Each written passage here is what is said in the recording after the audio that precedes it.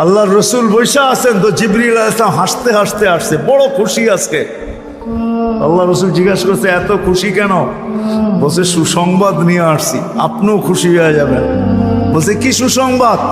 70,000 উম্মত আপনার হিসাব কিতাব ছাড়া জান্নাতে যাবে। তো শুনতে দেরি, চেহারা মলিন হইতে দেরি হয় না। তো জিবরিল আলাইহিস সালাম বললেন এটা কি? আপনি তো খুশি হওয়ার কথা, চেহারা মলিন হইল কেন? মাত্র 70,000, আমার সাহাবী তো 1.25 লক্ষ, কিয়ামত পর্যন্ত উম্মতের কি হবে? এই জন্য চেহারা মলিন। আপনি কি নিতে রাজি না?